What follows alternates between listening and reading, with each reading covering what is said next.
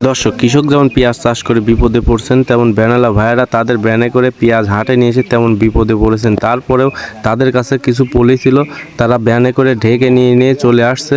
তো আজকে 4 মে 2026 রোজ সোমবার। তো আমি সেই ঐতিহ্যবাহী হাট সাঁথিয়া বোয়ালমারীর পাইকারি পেঁয়াজের হাটে আছি।